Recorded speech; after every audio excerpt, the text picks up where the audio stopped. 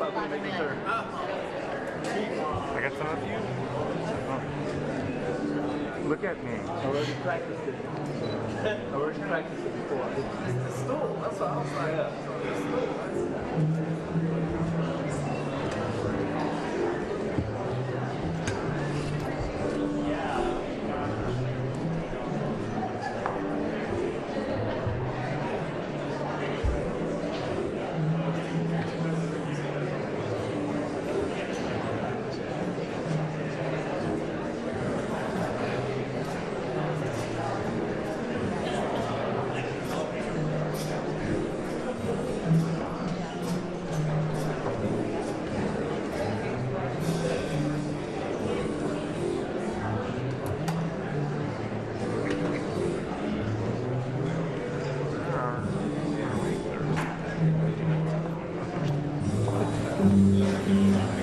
Hey, Ellie.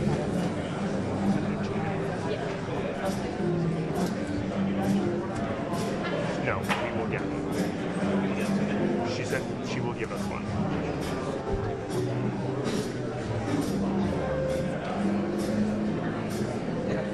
Guys, we are expecting a 2-minute warning from the White House. We have not gotten it yet, but we are expecting one.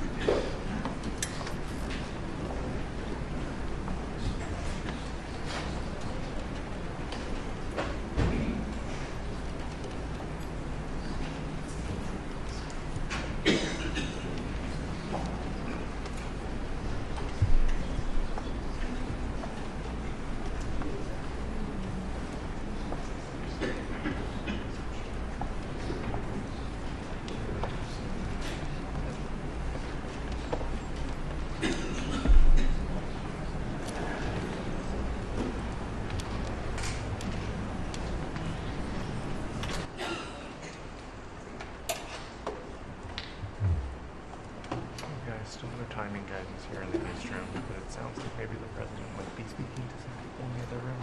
We can't really hear. But the music has stopped, so we might be close to the program beginning.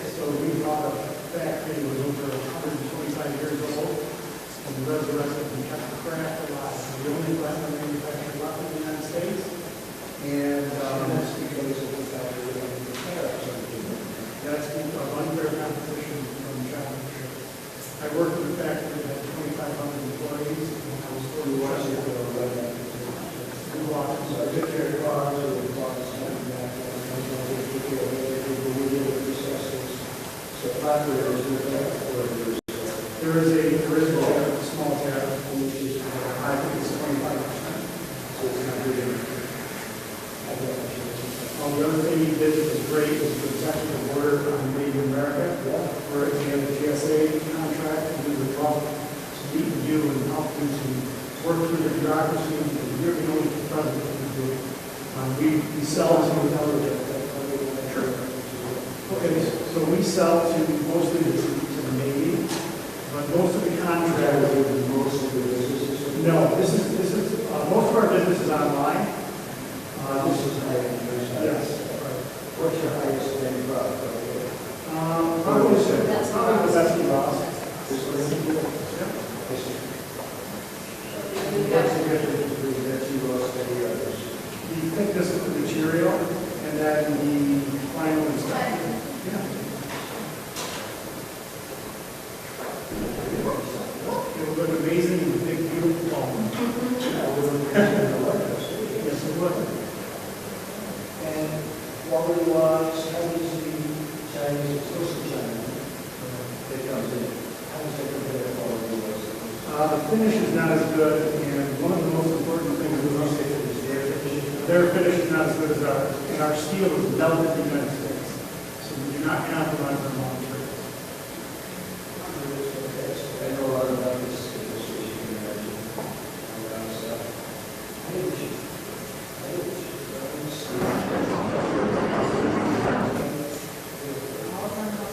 As it is, thousands of years,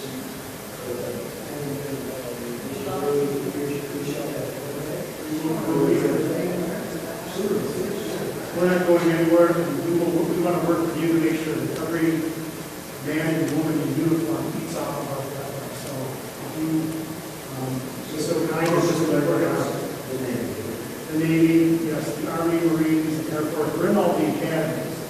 But yeah, we have trouble getting into the great trouble getting into the food service because it's large corporations that substitute our product for Chinese. They actually love to say it's made in the United States. Not good. well, they say that no, it's not. That's so they go to do something.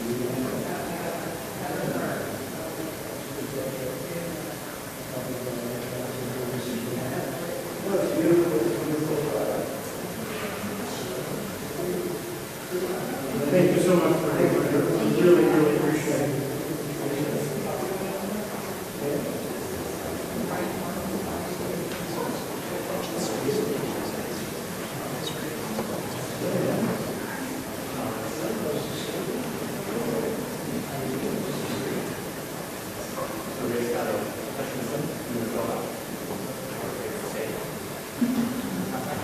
What is it? What's wrong with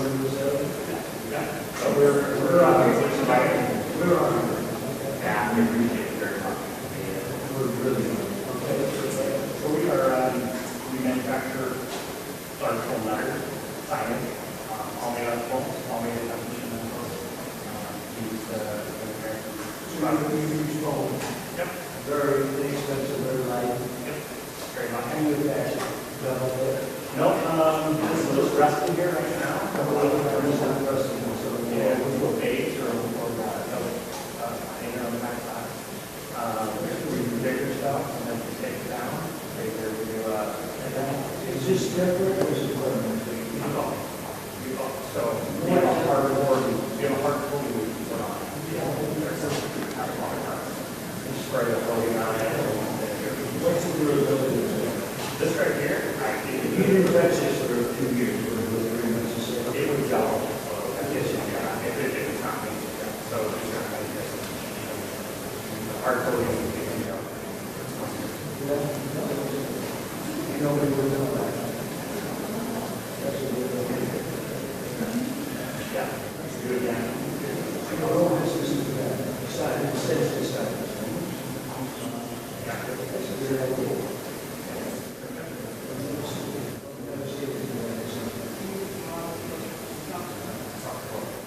What is the one?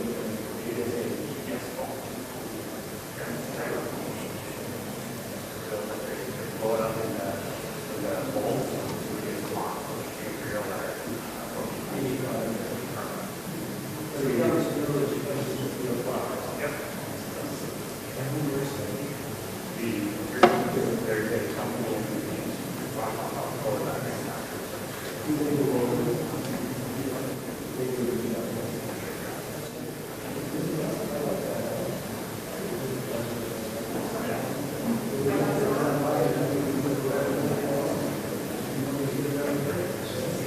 That's when we know we do it.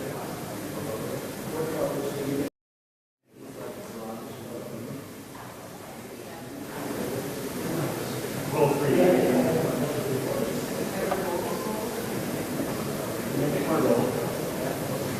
That was like Thursday night. Sixth grade or for We rolled it back. you roll it because you don't have to do it. Yeah, we rolled it back. Be careful. But if we're doing I will take the whole letter all the way down. We have a big thing.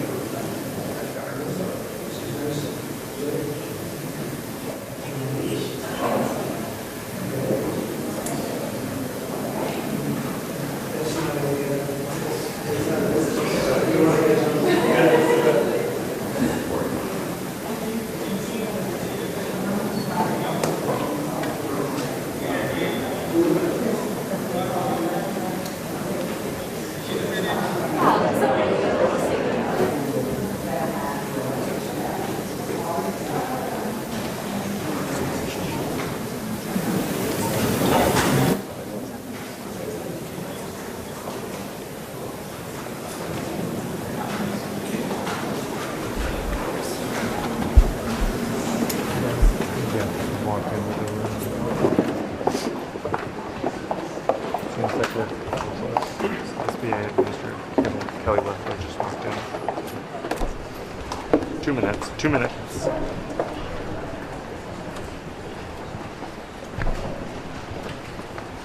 2-minute warning.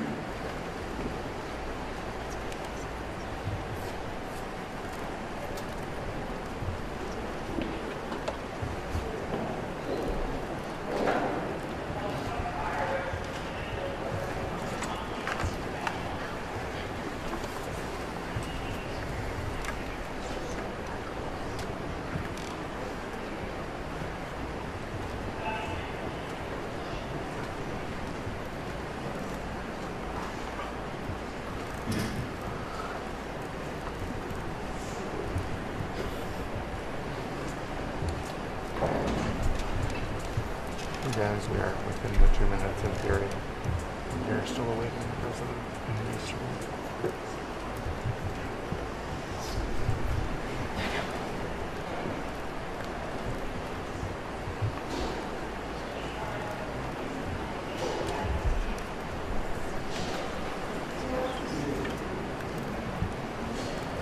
Yeah. Sounds like there was a shooting on 15 minutes after that.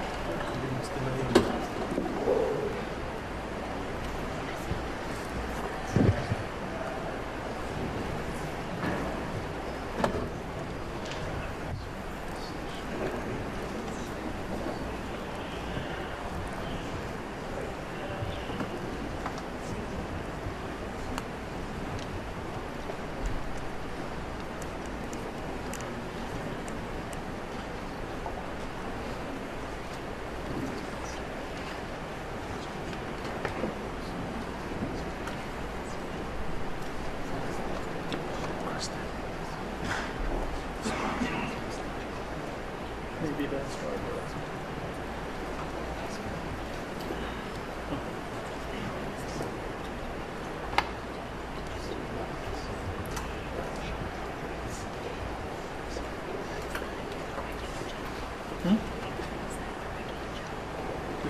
This just happened.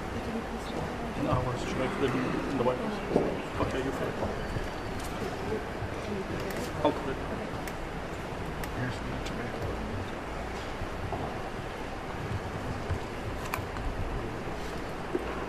Kevin, send it. Secret Service.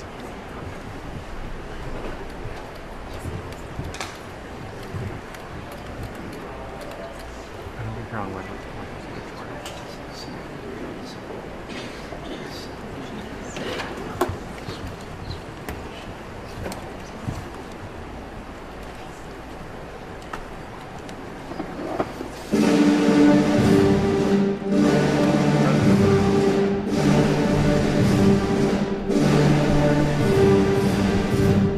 Ladies and gentlemen, the President of the United States, Donald J. Trump.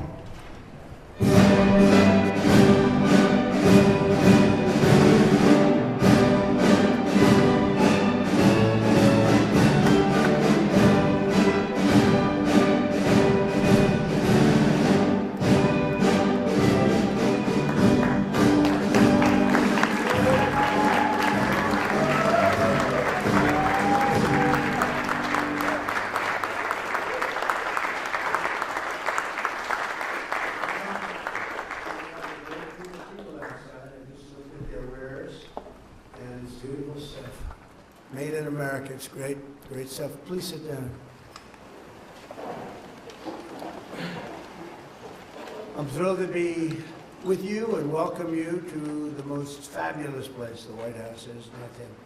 Nothing quite like it. People come from all over the world. The King and Queen were just here, and they looked and they said, this place is just amazing. When they came into the Oval Office, they said, this is something. And they've seen some very nice places. They've seen some great rooms.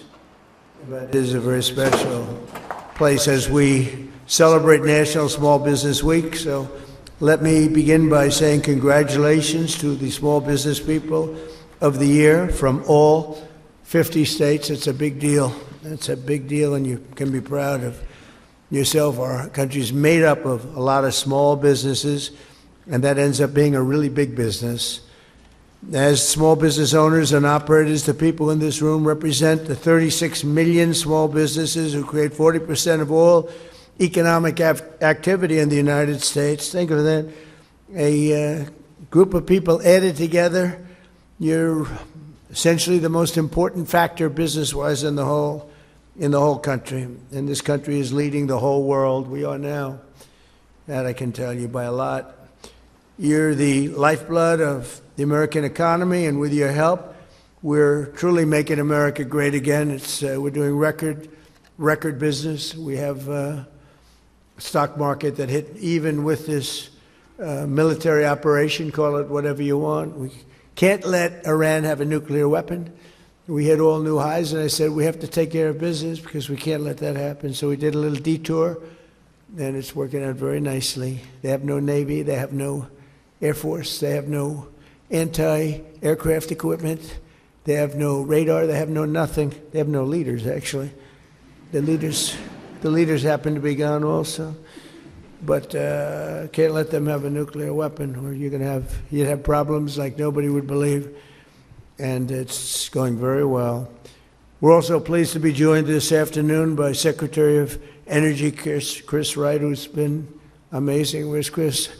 Except everybody was wrong. They thought that energy would be at $300, right? $300 a barrel, and it's like at 100.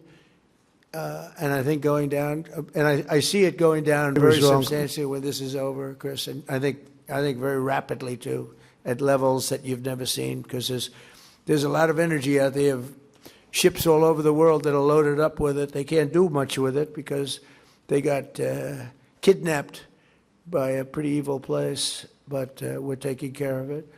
We have Administrator Kelly Loeffler, who's incredible, and she's the head of the Small Business Administration. We're thinking about a name change, but I don't know. It's still pretty good name. And I always say the small business is a giant business, because when you add up your whole department, that's not a small business. That's a really big business, the biggest. Under the last administration and their radical left allies in Congress, small businesses were brutally crushed by the worst inflation in American history. We had the worst inflation under Biden that we've ever had. And I always say, I always like to correct, because if I don't correct, then the papers, the media goes crazy. He made a mistake. Well, the official number is 48 years. I say the worst in history because I don't believe the 48 years. I say it was worse than that. But in many ways, 48 years sounds worse than in history. I don't know why. But it was 48 years or worse. It was in a Biden inflation. This is what I inherited. And now we had it down where just prior to the war, the inflation was 1.4%. And for 3 months, over a 4-month period, took me a little while to get it down from the levels it reached. Biden added $6 trillion worth of new regulations and created an estimated 356 hours of paperwork every year for small businesses. You know what that means better than anybody? It means no good. Their policies punish hardworking citizens, and our policies protect you and reward you. And also, we happen to have something else that I think is good for your businesses. We are respected all over the world now, again, as a country. We were laughed at. We were a joke. We were a total joke. Right, Rick? I see Rick, my television star over here. He's been with us from the beginning, haven't you? Like maybe from the first speech. Long time, right? Thank you. Thank you very much. Well, I think we're doing good for you, Rick, right? And you're doing good with your shop? And I know you're doing good on the television camera, so that's maybe more. That's good. That's great. Thank you, Rick. Last summer, I proudly signed the great, big, beautiful bill, the largest tax cuts in the history of our country, and boosting millions of small businesses. Thank you.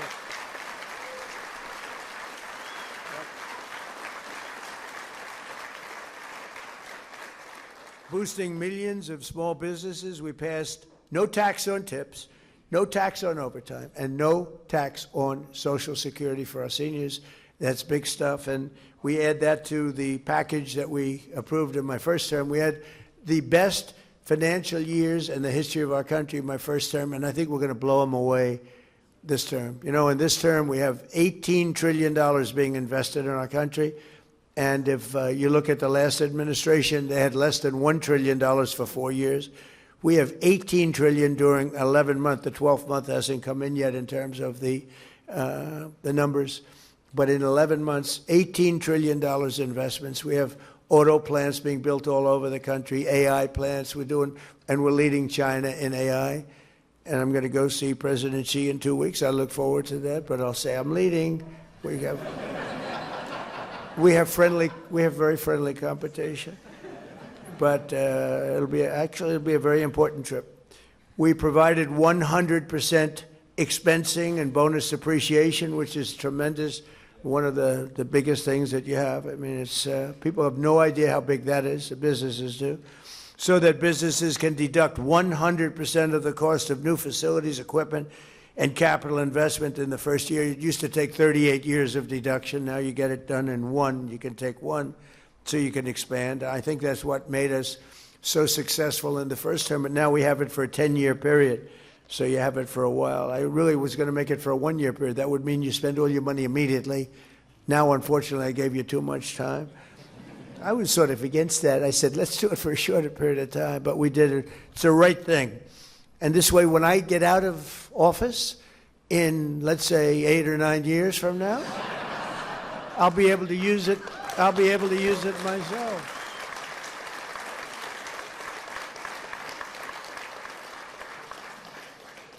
And to ensure that you and your family can keep your businesses in the family, we virtually eliminated the unfair estate tax or death tax for farmers and for small businesses. So, you know, oftentimes you build, I just met some incredible people. They have beautiful businesses, small businesses. They want to have their children. Those businesses were all long-term. It was, the father was there, right? We're just talking about with the beautiful pretzels. I said, pretzels, oh, those look good. I wanted to take some right now, but I didn't want to be rude and rip your bag apart. But the businesses they've been in business for a long time, almost every one of them. And you pass away, you want to have your children take over your business, they work in your business, and they got hit with the state tax, or we call it the death tax, but we call it both. It does the same thing. And they couldn't afford it. They went out, they take the business, they mortgage it up to pay the tax, and they end up losing the business. They end up going bankrupt. They end up, in many cases, committing suicide. We have a lot of that. You have a lot, especially farms, you know. They want to be on that farm. They don't want to lose their farm. And it's land rich and cash poor. And they go out and they borrow and keep borrowing. We ended that. No more estate taxes on farms and small businesses. So I hope everyone's appreciative of it. Now, if you don't like your children, it doesn't mean anything. But if you do like to leave them to somebody that you love, then it's a big deal for them. You have other problems, but for them, it's a big deal. And I want to say thanks to these tax cuts. 12 million American small businesses got an average tax cut of over $7,000, and our pass-through deduction alone is delivering an average of $4,600 in savings to 8 million entrepreneurs, and is projected to generate $750 billion in economic growth for the country. So many, it's really amazing. I see it on the television. I don't call this fake news because this is real fake news, but when you look at some of the things that have taken place, we don't get covered correctly. But in terms of the truth, we're having $5,000, $6,000, $7,000, $10,000, $11,000 with no tax on tips and no tax on Social Security, no tax on overtime. And people are making sometimes 11, I've seen it just where they're asking people virtually on the street, how is it doing? And everyone's surprised, including me. I didn't know it was going to be as much, but I knew it was going to be a lot. But you have people that make an extra $7,000, $8,000, $9,000 a year between the no tax on tips, no tax on overtime is a big one. It's a big one. But the no tax on tips was great. I won the.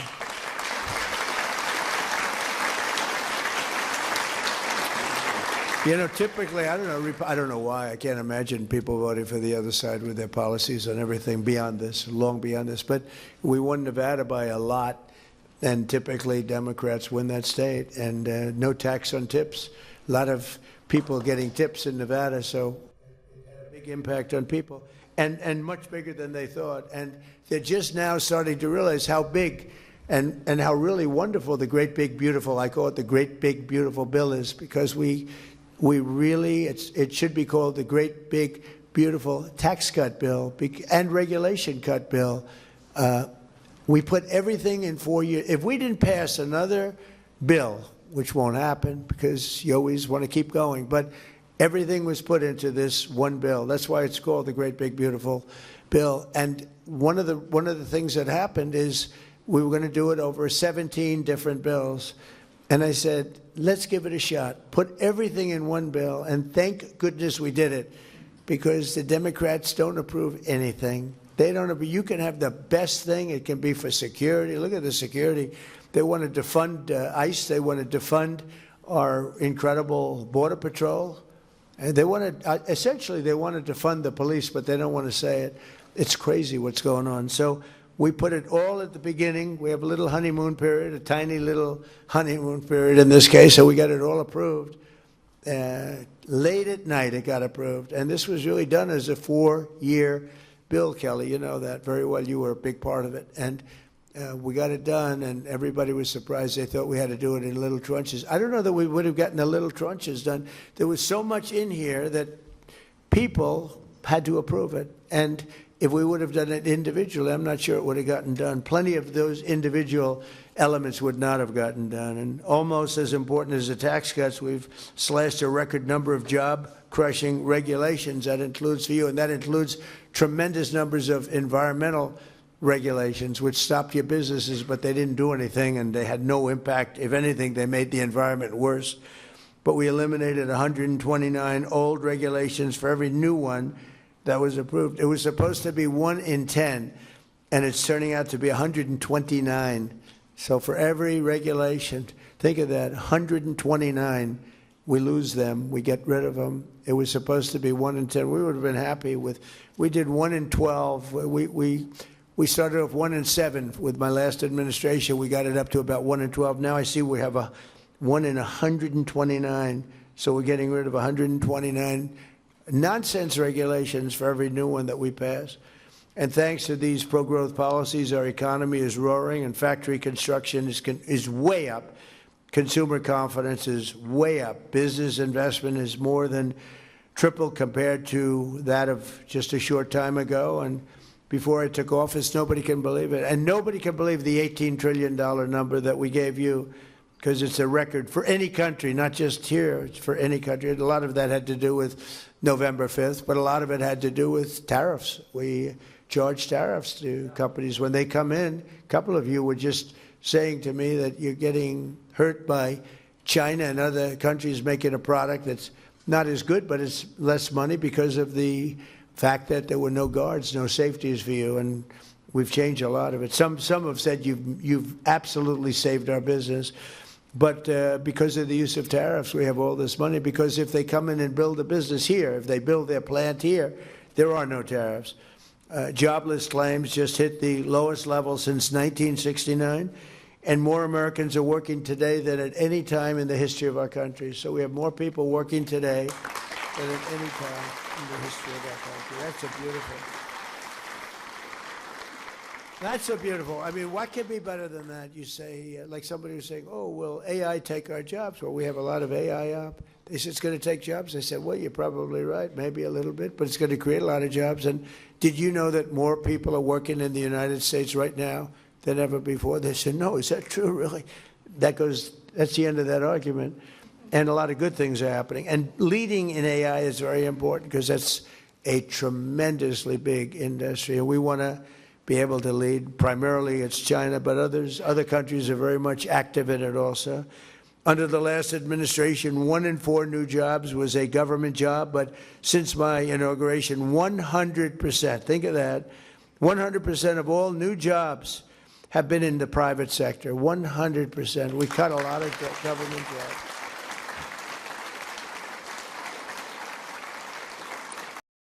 The 3 new jobs have been in small businesses, but I just want to say, so think of that, 100% of new jobs are in the private sector. Now, to do that, we cut tremendous numbers of governmental jobs, and I feel sorry for everyone, and it's a hard thing to do. Many of those people voted for me, but now they like me because they went out, they got private sector jobs that they like better, and it's paying them sometimes 2 and 3 times more money.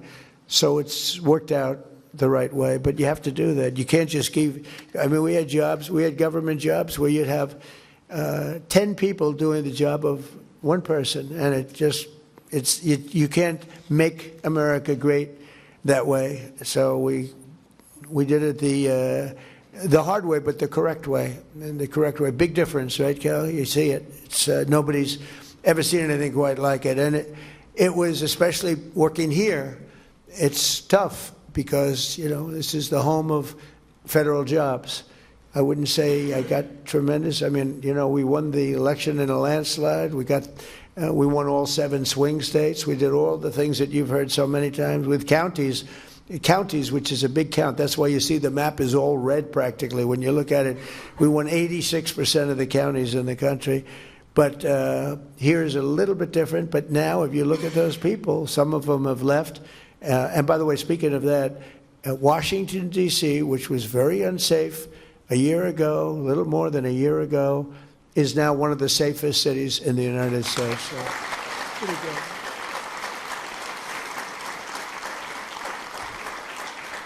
So we had to cut the jobs because we were way bloated with federal jobs. And, you know, I could, with one swipe of the pen, I could say, let's have no employment, and I'll hire 1 million people or 2 million people. I say, we just hired 1 million people, and we have absolutely no employment. And that's what they would do.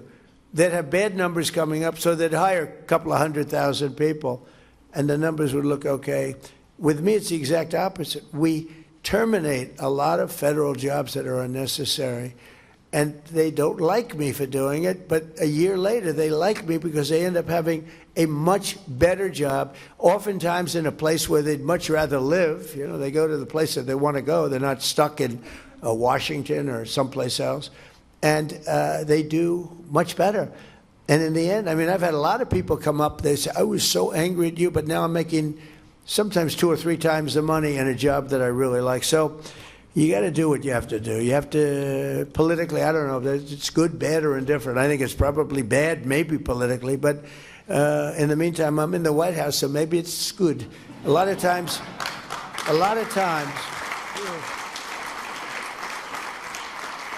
you know, as you probably heard, the fake news media treats me very, very badly. 93% of the stories I get are bad. And yet I won in a landslide. How do you win all 7 swing states when you get only bad press? It's fake press. They give me fake polls. They tell me about polls and this. You know, it's interesting. They did a poll on the war with Iran, and they said only 32% of the people like it. Well, I don't like it, and I don't like war at all, but we're equipped better than it. We have the greatest military in the world. You saw what happened with Venezuela. You see what happens with everything. But they said 32% of the people are against President Trump. Well, when you explain it, like, is it okay for Iran to have a nuclear weapon? It wouldn't be 32%. But even if you said that, there'd be a 32% because the polls are fake. I mean, they're totally fake. And when you take a look at what's really going on, the other day I made a speech in a great Florida senior citizens community, and I made another one at the Kravis Center, 2 in one day. It was wonderful. I go out and make a speech. Then I say, all right, let's go home. Sir, you're making another speech, and this one's in front of the richest people in the world. I went from an unbelievable group of seniors. Now, of course, I'm not a senior. I'm far younger than a senior. It's true. I feel the same as I felt 50 years ago. I don't know. There'll be a period of time when I don't tell you that. There'll be, because I'm honest, I'll say, it's not looking good. I have to be careful. If I said, as an example, I'm not feeling well, they put on, Donald Trump is not feeling well, because they won't know that I'm using that as just a reference point, and they'll say, listen to this. And I'll say, I'm not feeling well. Well, someday I might say that to you, and you'll be the first to know. Actually, I won't have to say it, because you'll be able to see it, just like you did in the last administration. You know, one of the things I said is that we should have, in my opinion, anybody running for president or vice president should take a cognitive test. And no president has ever taken one except me. I've taken 3 of them, and I've aced each one. 1 in the first administration, 2 over here. And whenever they get a little sassy, like, does he still have it? Does he still have what it takes? I say, all right, I'll take another one. And they are hard. There are many people in this room I know that are smart. They're not going to ace them. There are many people standing back there, the fake news media, that I'd like to have them. You know, the first question is very easy, and they always show the first question is, you have a lion, a bear, an alligator, and what's another good? A squirrel, okay? Which is the squirrel? So they show that question. And then the first 4 or 5 questions they get a little more difficult. By the time you get to the middle, they're tough. By the time you get to the end, I don't want to be insulting, but there won't be. I'm not going to do what Gavin Newsom said. You saw him? He said, everybody in here is stupid, and he's stupid. I think it was the worst political interview I've ever seen. He said, he's stupid, he's dumb, he gets bad marks on everything, he can't read his speech, and nobody wants to report that. It was the worst, but I won't say that because I think everyone in this room is brilliant, but nobody's going to get all 30 questions correct. Nobody. Because when you get to those last questions, they're pretty hard. You got to be pretty sharp. But every time, so I've taken 3. No president, think of this, has ever taken 1. How do you think Biden would have done? I don't think, he might not have gotten that first question right. Anyway, and Obama would have done poorly. They would have done very poorly. But I think you should have it. As soon as they said that, they say, it's unconstitutional. And I said, why? They say it's unconstitutional to give a cognitive test like that. But, Rick, I do it anytime they start getting a little sassy. And you know, it quiets them down for almost a year when they hear the result. One doctor said, it's the first time I've ever seen anyone get all questions right. That's a doctor who does this stuff for a living. And I did it 3 times. So, I don't know. I think I'm done with those days. I'm tired of taking that test. You know, you sit before a group of doctors and they ask you questions. I said to Ronnie Jackson, he was original, right? First time. I said, so what do you think, Ronnie? They call me a genius who's going to destroy the country. Then they said, he's a genius who's taken over the entire world. Then they said, he's a total moron. This guy is so stupid. And then, so whenever I hear that one, I say, let's take the cognitive test. But I really think it would be a great thing if you could do that. They say it's not constitutional, but I think it would be good. And I can tell you, a lot of the people that run these small businesses, you could take the cognitive test and you could do a lot better than some of the people that we talk about. But I really believe it. I think it's so important for our country. We have to make sure we have the right people leading this country. Like, we have a war right now, and we're into, like, what, 6 weeks? They said, what's taking so long? We were in Vietnam 19 years. We're in Iraq for many years, 10 years, 12 years. We were in all these different wars. Korea, 7 years. I won't even mention World War II. That's a big baby. But you have the wrong person up here, you'll be in World War III. As sure as you're sitting there, you have the wrong person up there. It's nasty and tricky. It's tricky out there. We have to have the right people, and they have to be sharp and they have to be smart. Because one thing about your business is small businesses are great, but if you don't have the platform, meaning the country, meaning the right principles, the right everything, our country's booming now, despite the fact that we're in I call it a mini war, because that's all they are. They don't have a Navy anymore. Think of it. They had 159 ships. How many do they have left, Kelly? Out of 159, take a guess. She's very smart. 0. 159 ships. In the first 2 weeks, 159 ships. I actually got very upset. I said, how quality were the ships? They were very good. I said, why didn't you just take the ship? Why do you have to send it to the bottom of the sea? We could have had, and let's say out of the 159, we could have taken 59. We would have had 59. But they'd rather blow them up than save them. I would have preferred saving them, but these are minor details. But one of the small business owners who can tell us firsthand how our tax cuts are boosting revenue is someone you may have heard, and I made mention of the fact he has been with me. I don't know, maybe he doesn't like me, or maybe he loves me. I think I'd rather be liked than loved by him, although he is a very handsome man, I would say. But he's somebody that we all know, and I think he's a fantastic guy, and he's been to so many rallies, so many speeches, and I love being able to introduce him because he's a champion, he's a winner. You know, to go on television and to make it, he made it big, but to go on television, I don't know if you know this, Rick, 5% of the shows make it. 2% of the shows make it pretty good. 1% of the shows make it. So it's very risky to do a television show and I did The Apprentice, and that was one of the great hits of a long time. But you did your show, and I've just always admired. I admire people that will go against the odds. And when you do a television show, you're going, because very, very few of them make it, and you made it big. So I'd like to have Rick Harrison come up. It's a gold and silver pawn shop in Las Vegas, and you know his show very well. And say a few words, Rick. Come on up. You're looking good. Thank you, Rick.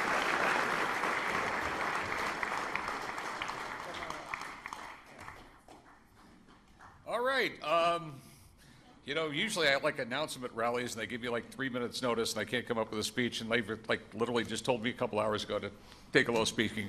I just want to say he's amazing. He's done so much. I mean, so much for all of us. I mean, the backbone of this country is small business, plain and simple.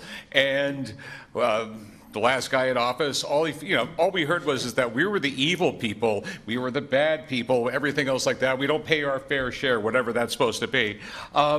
And he made it tough. And this guy, the big beautiful bill, absolutely amazing.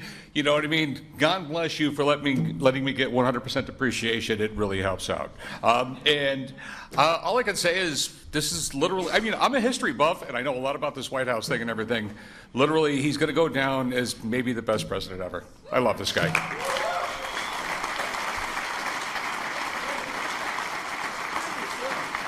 Wow. Wow. I'm glad we didn't tell you, because actually that was much better than when you're fully prepared. When he comes up fully prepared. No, that was great. Thank you very much. And very special guy. Thank you. Very nice. One of the strongest, and by the way, right behind me, see this? You call it a room. This is the biggest room in the White House. It's not big enough to have anything. We had the king here. We had like 102 people, and we could have had 2,000 people, literally. But this is, I call it a knockout panel. See, some people would say, oh, that's a curtain. Underneath that curtain is a window. Outside of that window is the new ballroom. So I said, I'll get out of here, and I'll let you guys, if you want to see a beautiful structure going up, complex, safe, things that could never happen like happened a week ago. That was a pretty bad situation. You can't have 1,000 units over the ballroom with an entrance right next to where you are for a lot of reasons. So if you want, we're going to open that up. I think later on you'll open it up, let the people take a look, and it would be pretty good. Not as exciting as looking at oil wells like Chris gets to do all day long, right? And speaking of that, we're doing well in Venezuela, right? It's working good? Yes, we are, Mr. President. Yeah, that was good. That war took us approximately 48 minutes. And actually, we have a great relationship. And you know what? I heard the other day that the people of Venezuela are really happy. They're seeing things happen that they haven't seen in 20 years. They're working, and there's a spirit in Venezuela that they haven't had in many, many years. And the big companies are coming in now, and they're building these giant rigs because there's a lot of oil in Venezuela, a lot of other things too, and a lot of great people. And we have people in charge that are doing a fantastic job, and they're working with you, and you are doing a fantastic job. So thank you very much, Rick. Good job. Proud of you.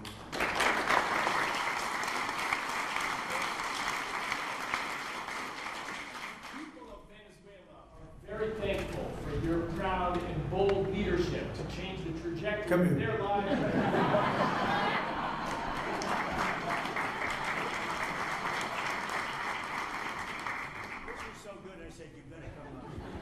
No, I want to say, as you engage with the people of Venezuela and the businesses, I will tell you that President Trump is incredibly popular with the people of Venezuela. It's a nation of 30 million people going the wrong way for 25 years.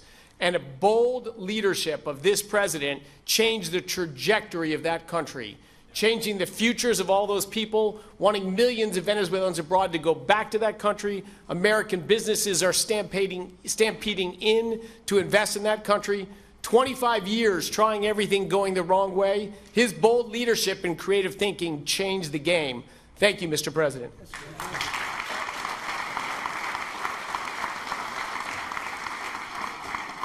Thank you. That's good. We have a great relationship. We have hundreds of millions of barrels of oil coming out of Venezuela, going to Houston and different places to have it refined. And we're sort of, it's almost really a partnership. The man you just heard speaking, Chris, has been, he wasn't my choice. I had somebody else for Department of Energy, a fantastic man, Doug Burgum. And I said, I want you to head up energy. He says, no, there's one person better than me, is better than anybody. I said, who the hell is that? Chris Wright? I said, who's Chris Wright? Tell me. And he's like the #1 guy in the whole world at this subject. And I said, well, let's talk to him. I don't know, he probably makes a lot of money if he's doing that. And he was. He's taken one of the largest salary cuts in history, I'll tell you, without question. But he's done a fantastic job. These are the people we have. We have great people. And Doug is great. He was the governor of North Dakota. He ran an incredible state. He was very successful in business. He started with a small business. He sold it for $1 billion to Microsoft. And he wanted to do what Trump did. He said, I want to be a business guy, and now I want to run. I made a lot of money. I want to run. So Doug Burgum ran, and he became a great governor for 8 years. He was term limited. And I saw him at a session, a speaking session, and sort of a debating session. I thought he was great.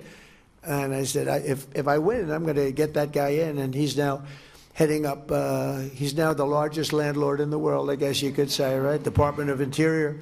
And he's been fantastic. But he wanted Chris to be energy. So he's got all the power of the energy, but he doesn't have the land. Doug has none of the power of him, but he has the land. So I merged them. It's a friendly merger. We don't have any papers. They just get along together, right? And I think today we've announced we're drilling more oil by far than we ever have in the history of our country. More oil and gas by far. And this was just said, but this took place almost from the beginning, right? We got it started very, very early. So you're doing a great job. Doug was right. And we're also very happy with Doug because he's doing a fantastic job. Thank you very much, Chris. Appreciate it. So one of the strongest effects of our tax cuts and tariffs is the Trump manufacturing boom, is what they're calling it, because that's what we have. We have never had anything like what's happening now. And when I talk about, again, the $18 trillion, that's coming in and building places. And as we speak, American companies are ordering core capital goods for factory construction and operation expansion. And you saw the construction numbers. Now, the plants will be opening over the next period of time, pretty soon. But, you know, we just got started. And these plants are going to be opening. Right now, the big numbers, the construction jobs in the country are going through the roof. And ultimately, when the plants open, then you're going to have manufacturing jobs, because right now, the plants, many of them haven't opened, but they're under construction. When you see the final numbers, you're not going to even believe what you are seeing, because there's never been any construction boom of factories like we have right now. We lost our car industry. We lost 54% of our car industry to Canada, Mexico, Germany, Japan, South Korea, other countries. 54% over the years, over a period of probably 30, 35 years. And they're all coming back. They're all coming back. And they're coming back at levels that has never been seen before. It's pretty amazing. Well, you see, you'll see it. It can't be disguised by our friends that would, I guess, I don't know. I see so many of them smiling and having a good time that I actually think they probably like us. I think their bosses say, treat Trump as badly as you possibly can. But they had so many good faces, and so many, they are a lot of professionals there. But it's the highest rate in over 4 decades. And under 4 years of the Biden administration, real wages for manufacturing workers fell. It fell $840. Under 1 year of Trump, wages for factory workers, manufacturing factory workers, increased by $2,500. So think of that. Under Biden, it fell $840. And under Trump, it went up $2,500. That's quite a difference. And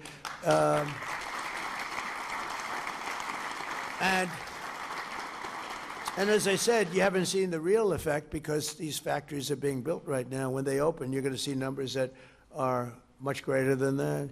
And a lot of these government workers, good people, and you know, I don't blame them for liking what they had, but they're going to all be in this system, and they're going to be making double and triple what they were making in government. We have a country again, because you can't have a country that works where you have literally 10 people to do one job. You can't have it. You can't have a great country. Earlier this year, I visited Costa Steel in Rome, Georgia, before I took office. China and other countries were taking more of our industry all the time, just more and more. And Costa was hit very hard. Their core business dropped from 2 shifts to 6 days a week. And the 2 shifts were during my administration, by the way. But now it's down to and then ultimately is down to 1 shift operating 3 days, and it was going down to 1 day, and they expected to go out of business. There was no stopping it. And now, thanks to the tax cuts and the steel tariffs that I put on, Costa is thriving like never before. I just heard from them, and they're at now full shifts, 2 full shifts, 6 days a week, and they may go to a 3rd shift round the clock. Think of that, round the clock. They've never had that before, and they've have a backlog of 7 months long of things that they're building, steel products, great. And they said, I was with the gentleman that owns the company. He thought he was going out of business, and now he said, now I have a great business in just a period of literally a year and a half. It's, we thought we couldn't stop it. And he said, all of my friends up and down the line, they have different businesses, factories, big businesses, but they all thought they were going out of business, and now they're all doing better than they've ever done before. They've gone from employing, in this case, Costa, 50 people to 125 people, and the 50 people is going down to about 14 or 15, and now they're at 125, and they're looking for additional people to work. And I want to thank their president, Andrew Seville, who I think maybe is here. Andrew, are you here someplace? Where are you, Andrew? Wow. You want to say something? Come on up here. He's so he really understood what was happening, and I think it would be nice. You weren't supposed to speak, so I hope you're not nervous. Come here. No, make it easy. Thank you very much. The most thing that took us right to the top was your tariffs. And I think everybody in here that runs a small business, the tariffs had an effect on you one way or another, and that is just taking us, all the jobs that were going to China, you brought them back, and it really took us to the next level.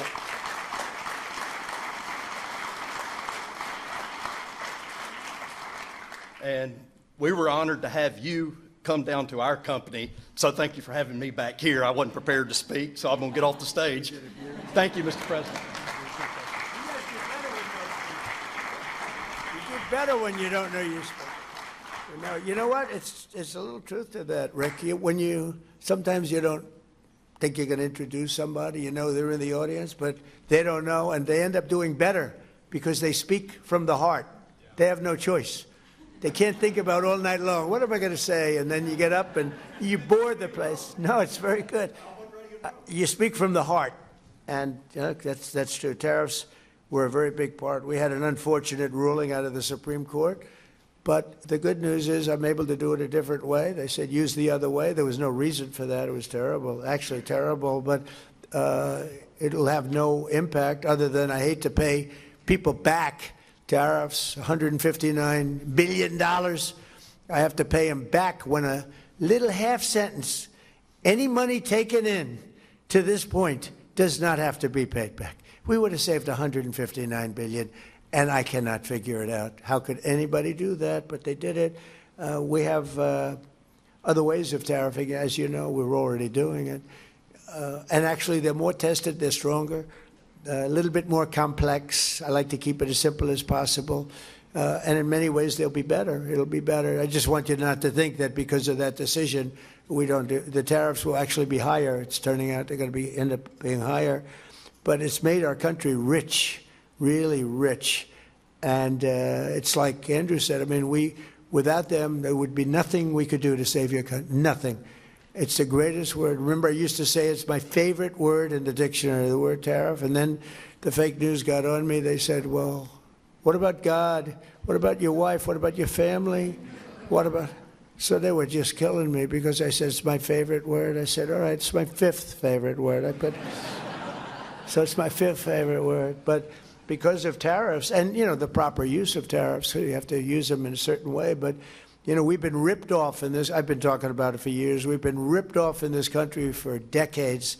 We lost our car industry. Think of it. There's a person here making utensils, beautiful forks and knives and things. Where is that person? Where's around here? So stand up.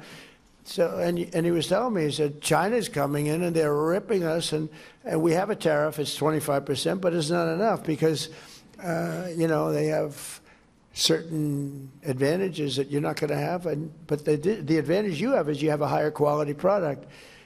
And I'm going to be able to take care of that very easily, just by putting it up. You'll be treated fairly. It's just really tough. And it's amazing you've done as well as you've done, but you did that because of the quality of your product. We have such quality. North Carolina, if you take a look, I'm going to put tremendous tariffs on.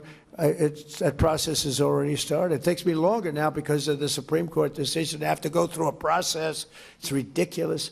But we don't like it. We like to do what's right and get it done instead of having to do a report which is going to come out and say the exact same thing that everyone knows. But you can tell the people in North Carolina that, we used to have a great furniture business. I built a lot of hotels and a lot of different buildings where I need furniture. I would go to North Carolina. These were great artists. And China essentially put them out of business because we didn't have a president that was willing to do it. It happened before my term. They've been out of business for a long time. I used to go down there and see these people. They were artists with wood. I'd say, I'd like to make the handle a little bit slimmer. Ding, ding, ding, ding, ding. It was like magic. And we lost that whole thing. You can see it's coming back because we're putting tariffs on furniture where you'll be able to more than compete. We have to protect our businesses. Same thing with you in the utensil business. Your stuff is so beautiful, but it's very tough when you're competing against something that is cheap and, because of the lack of protection that you've been given, it just puts you out of business. So you actually said thank you for the tariffs, but the tariffs really aren't high enough, in my opinion, in that particular thing. But with the furniture, we're going to bring all the furniture back to North Carolina, and you're going to see it'll be as robust as it was 25, 30 years ago. The greatest furniture people in the world. And they got stolen. They really didn't take them. They found people in China that could do it, and all those people got put out of jobs. And their kids have that same ability. And you watch what happens, how good it is in North Carolina, because I've had to go through a process to get that approved. But now it's proved, and you're going to be, again, the furniture capital of the world, because nobody can do that quality. And I know the quality. I buy a lot of things from China. And because I was forced to. When I was in the hotel business, I was forced to buy from China because of pricing and for other reasons. What I wasn't getting was the kind of quality that we were getting here. And now you'll have a combination of both. So you can let that be known. I don't know if that's breaking news or not for these people, but to me, it's very important. I've been wanting to do it for a long time, and now we have it pretty well ready. So. And we love North Carolina. My administration is also committed to ensuring that American small businesses have access to the credit and capital that they need under Administrator Loeffler, who's phenomenal. She is phenomenal.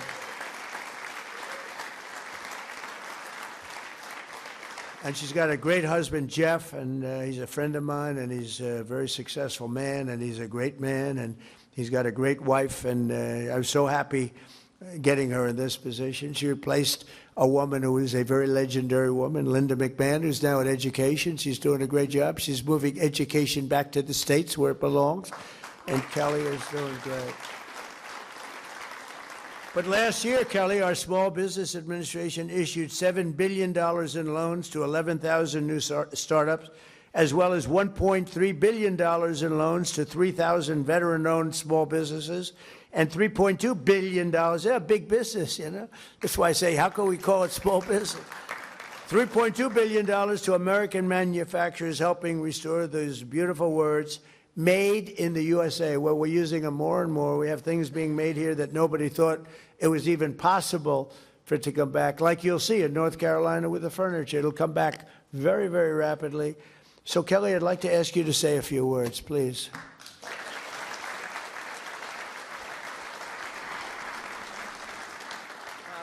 Thank you, Mr. President. First of all, you are the most pro-growth, pro-small business president in American history. Thank you.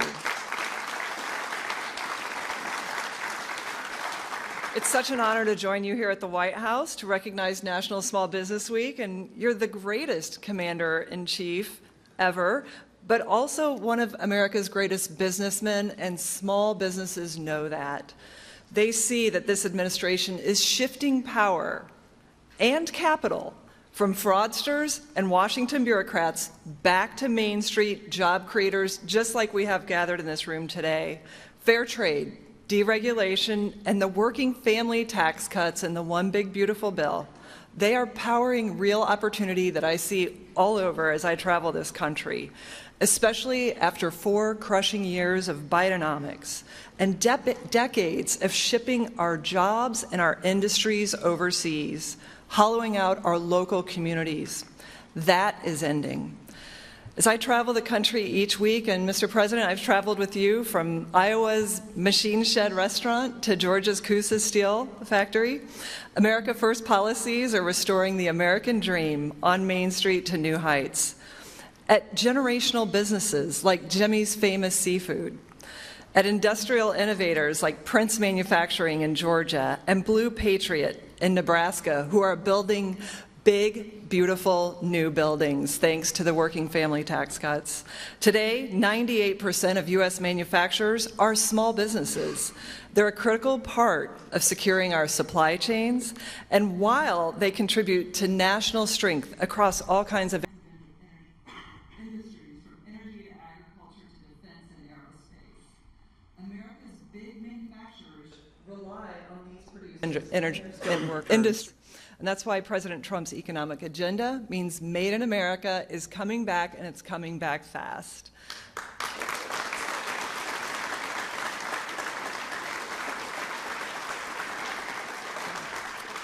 Now, at the Trump SBA, we're helping to fuel that growth. As the most free enterprise agency in the federal government, in 2025 alone, we guaranteed a record $45 billion in lending to 85,000 small businesses, local banks. That's an all-time record at the SBA, and we did it with 53% fewer staff at the agency.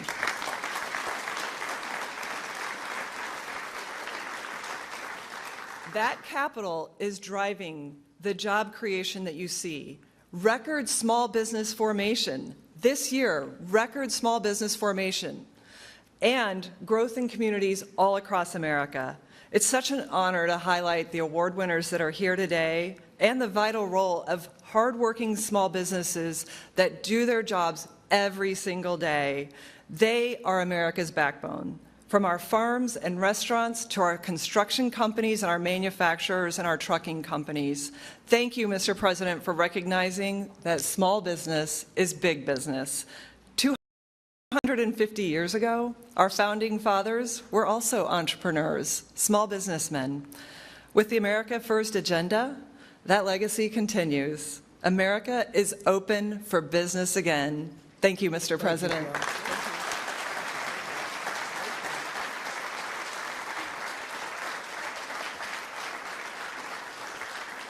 That's a great job. I just want to sort of end by, I'll give you a little common sense business. So a lot of you run your business for a couple of reasons: talent, brilliance in many cases, but also common sense.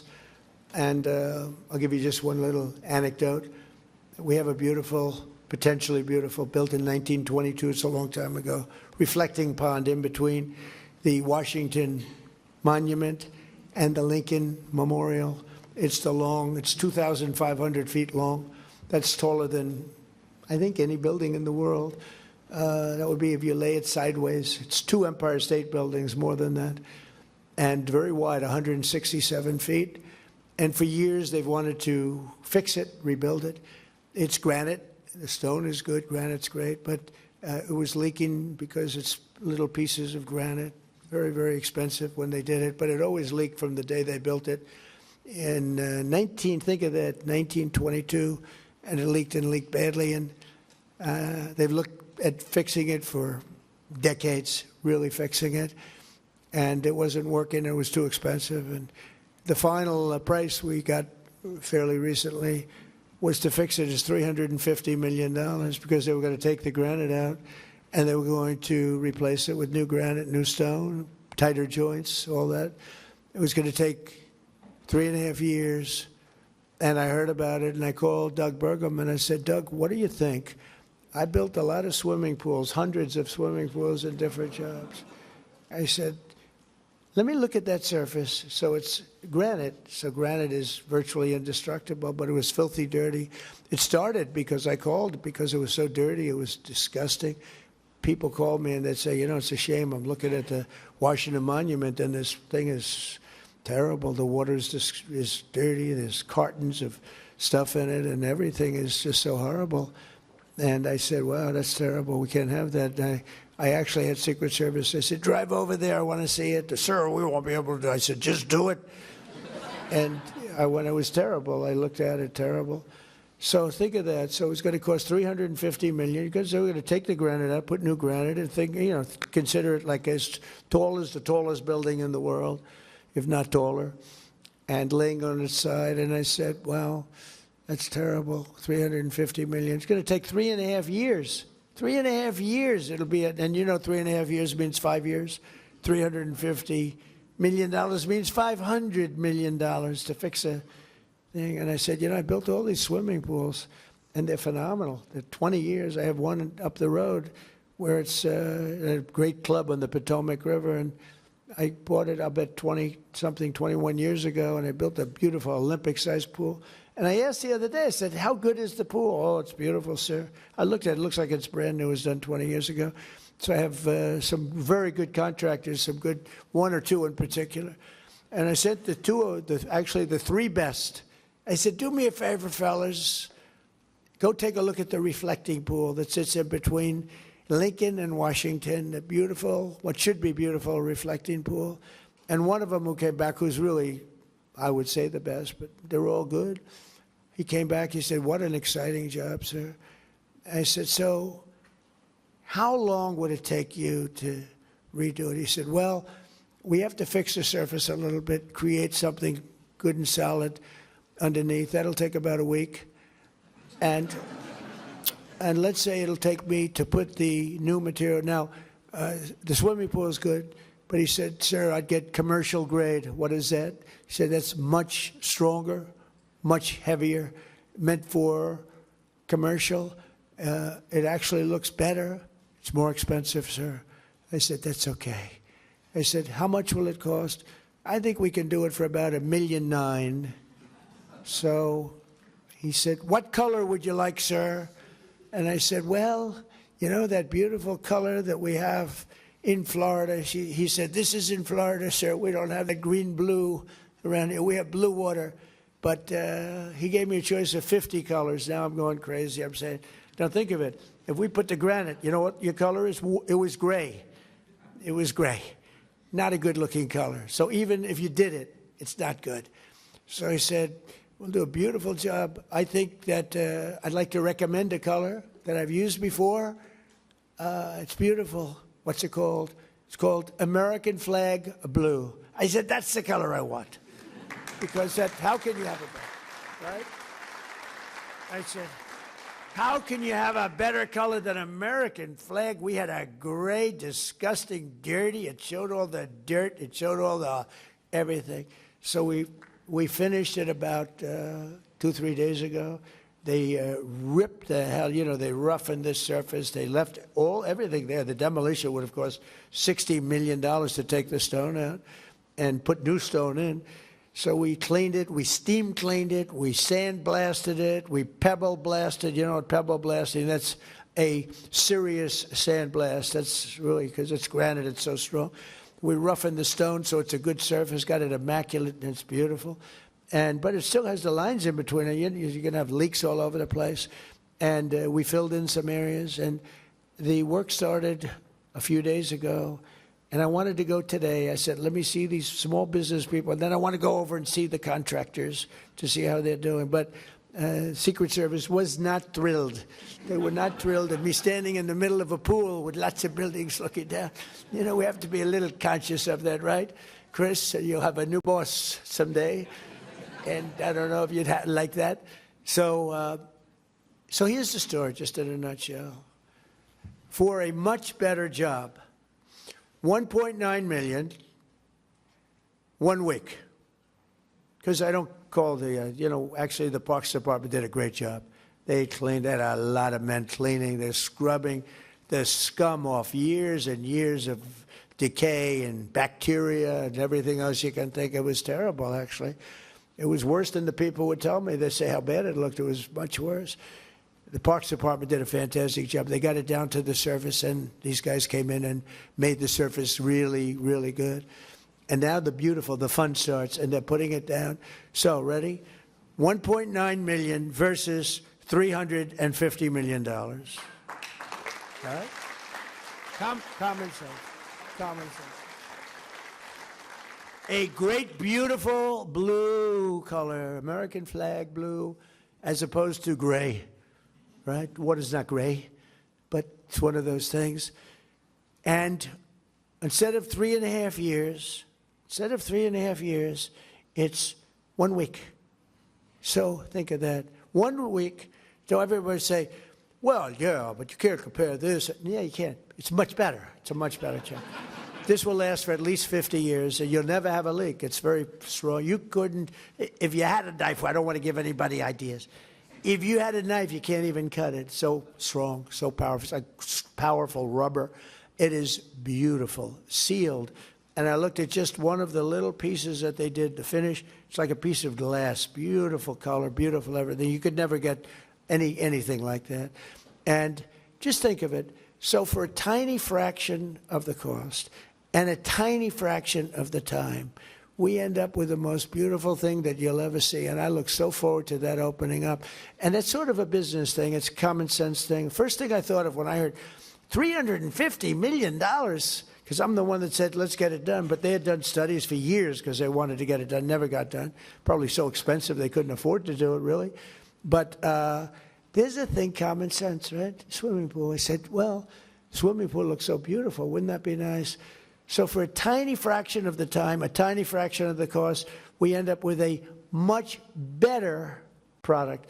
And this is what you people do with small businesses all the time. It's what Kelly does in running this. She comes to me a lot of times with ideas for less money. It's a better job. So I thought I'd tell you that because this just happened. This just happened. If you go down, if you'd like to see them doing it, on your way back home, take a trip down to the reflecting pond, or they call it the reflecting pool. Some people call it the reflecting lake, but the word reflecting is always a part of it. They call it different things, but reflecting is always a part. Last but not least, we have someone who is helping us lead the revival in American manufacturing, this year's National Small Business Person of the Year. I want to hire him. How big is his business? I want to get him. Mark LaMancha, and he's a fantastic guy, and he's the owner of Hometown Products, a metal casting and 3D printing company near Youngstown, Ohio. I hear it's amazing what he's done. In 2008, the company was nearing bankruptcy. It looked like it couldn't be saved, but that's when Mark patented a system to boost productivity at the company by more than 400%. Mark would like to use you in government. How would you? If you could use that system in government, that would be very nice. He transformed Hometown into a pioneer in 3D printing, and he's leading everybody. And today, they're North America's leading producer of 3D printed sand cores and molds, which is a big business. And Mark, we're here to honor you today, and if you could come up, we're going to give you a little something. Come on up. Hey, Mark.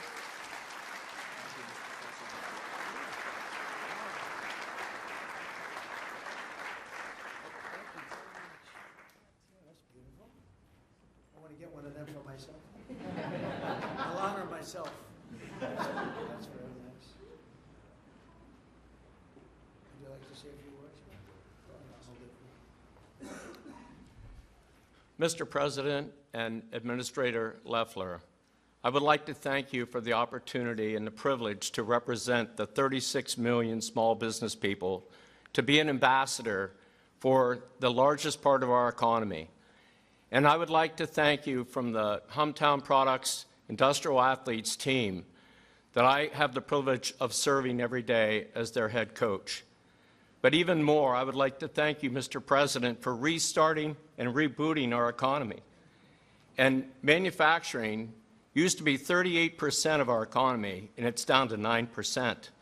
And I know that you love America, and I know that you want to restart that. You know, in the last 3 months, the PMI index has gone up 3 months in a row because of that restart. We have 10% increase in hiring, and we'll be able to buy more of those $1 million printers that we're able to print the fight, fight, fight Trump statue that was in Butler with Corey.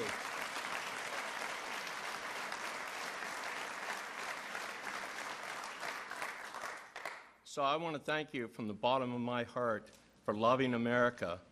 And, you know, manufacturing is my favorite sport, so let's make America manufacture again. That's good, Will. Yeah.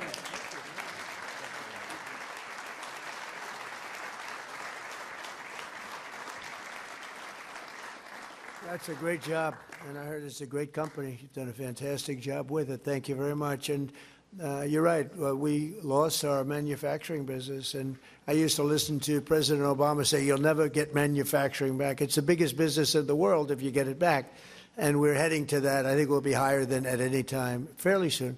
When these places open, I think we'll be higher than at any time in the history of our country. And we used to be a manufacturing capital. We were the manufacturing capital of the world, and then it got taken away. The chips went to Taiwan, and all they had to do is say, if you sell your product back into the country, there's going to be a 100% tariff, and nobody would have left. And, you know, I made a investment, Intel, chip maker, the biggest in the world, and then it got taken away because of bad politics, actually, because of politicians, the presidents. No president protected that industry. So all of a sudden you have this superpower over in Taiwan.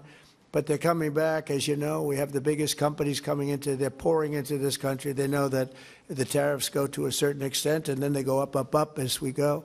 But I will say that it's so sad to see what's happened, but it makes me so happy to say we're bringing it back. And as sure as you're sitting there, I mean, these are companies that are fully committed. There are many under construction. They're on their way. And when I look at what happened to our country, I used to make speeches as a private person. I always loved politics, but I never thought I'd be doing this.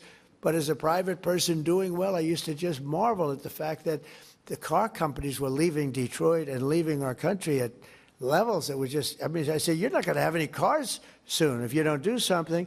And all they had to do is say, you can leave our country, you can have lots of fun building your cars, but if you think you're going to sell it back into our country for no cost, you're wrong.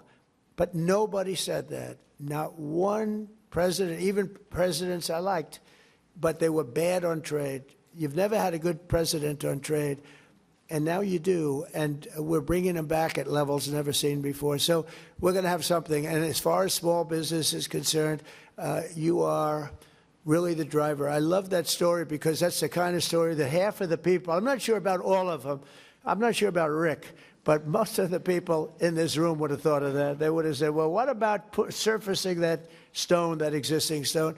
But it's just, you know, one example. It's such a great one because it's massive amounts of money and time and a disaster of construction for years. They'll be building and building and building, a mess. What common sense is all about. And you people more than anything, I know you all indirectly. If I don't know you, I still know you. But the fact is, it's common sense. And if you didn't have common sense, you would not have a good business, and you wouldn't have a good small business, big business, or any other business. So I just want to congratulate Mark. I want to congratulate. It's a great tribute, really. You've done an amazing job. But I want to congratulate everybody in the room. You're fantastic people. And we are really, this is the golden age of America. I really believe it. Last year, we were scoffed at. I tell the story often that the king of Saudi Arabia, a year and a half ago when I was over there, he said, you know, America was a dead country. We didn't think it would be investing. We didn't think it would be appropriate to invest there. We were a dead country. And now, President, you have the hottest country anywhere in the world. That was 7 or 8 months ago. We're a lot hotter than we were then. We had to do this little excursion, but the excursion is, the stock market's higher now than it was when I assumed the market would be down 25%, and that was worth it to get rid of lunatics that would have nuclear weapons that can wipe out countries with the push of a button. You can't do that. So I had to do it because it should have been done 47 years. It should have been done by many presidents or other countries. It should have been done a long time ago, but we're doing it, and we have no choice, and I'm very proud to be doing it. But the amazing thing, I thought would be down 20, 25%. I thought the market would be down. The market's at new highs despite all of it. And so the market is genius, and they see what's happening, and they get it. But I just want to say it's an honor to be with you, and keep going. Small businesses, some of your small businesses like yours are going to be large businesses very soon. And it's an honor to be with you, and Kelly and Chris and all of the people that work with me. What a great job you do. We appreciate it. Thank you very much. Thank you.